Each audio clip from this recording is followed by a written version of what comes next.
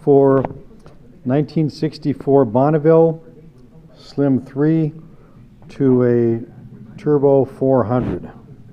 The transmission shop is going to ask you for the rear end ratio.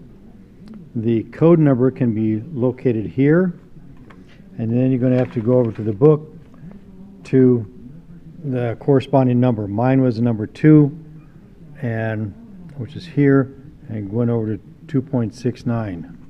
The transmission shop is also going to ask you for the exact tire size, and not just 14s or 15s, but they want an exact tire size. You can get your transmission through GearStar. When GearStar checks their transmissions or builds them, they actually dyno test each one of the transmissions along with the torque converter. So when you get it, it comes to you wet. If you get through TCI, the transmission comes dry. And I don't think they dyno test it. I'm not sure. You'll need an adapter plate. I got my adapter plate at Butler Performance. They're very good. I told them what I needed, and they sent the adapter plate. Took them about a week to send it over, so that went pretty fast.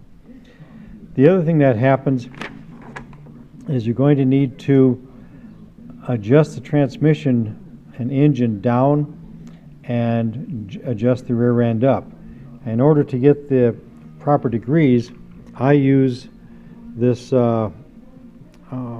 angle finder because I can record the difference, and the angle finder also reads on the downside. This angle finder, reads on the upside, and I don't like that as much. When you get the transmission, you're going to have to get a universal dipstick holder, and the ones from Summit have a very small opening, so this is a tool that you're going to need to fill up the transmission. To get the proper angle on the rear end, I use these adjustable lower control arms. You can dial them in exactly the degree that you want. And the only modification I had to do is to file off a little bit of the bushing. I got those lower control arms through Iron Rock Off-Road. Again, the people were pretty good with when I told them what I needed. And I don't know if you can get this phone number there. And if you tell them what length that you want, it's all there. And there's a part number if you wanted the part number. On the flex plate, I bought that through Summit, and I like this one because it had a dimple that fits the dimple that's on the crankshaft, and you just got to dial it in. You'll have to locate the rear cross member mount, or transmission rear cross member mount, forward. That looks like, about 3 inches or something like that. Once that's done, changing the mount is pretty easy to do. I got those in there to adjust the angle on the engine. The engine is going to have to be 3 to 5 degrees down, and the rear end is going to have to be 3 to 5 degrees up. You can Google that to see proper prop shaft alignment. When I changed this, I had to cut out part of the fan shroud because the engine was at a different level now. You're going to have to buy or have made a new prop shaft. Whoever makes that for you, they're going to tell you how they want you to measure it, because this one is longer than the old one. When you take the prop shaft out, keep an eye on these bolts. They're a little bit longer than what you're going to find at the drive shaft shop, and you need them just a little bit longer, so hang on to those, don't lose them.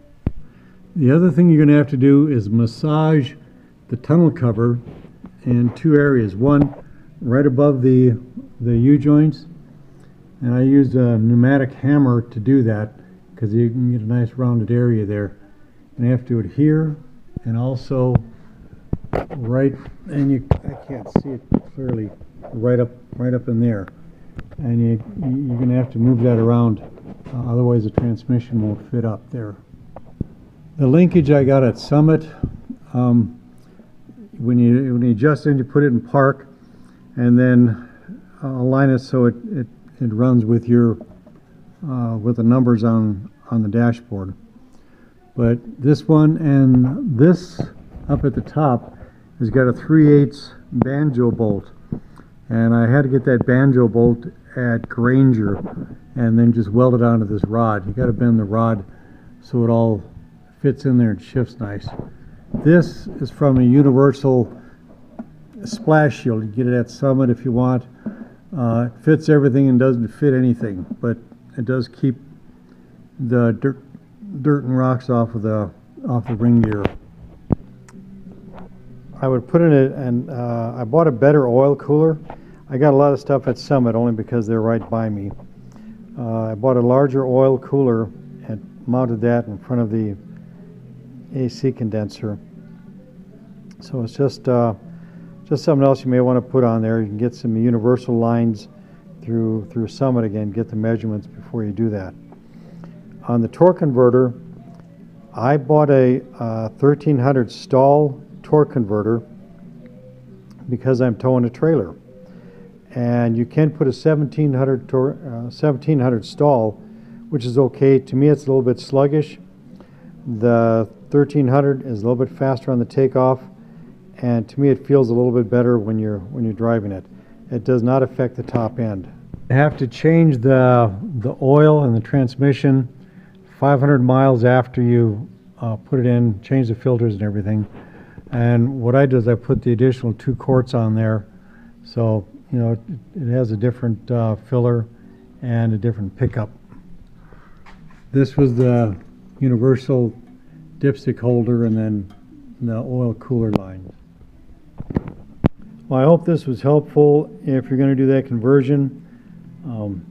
And if I can answer any questions, or in that comment thing that's below the YouTube, I'll do that. Thank you. See you later. Bye.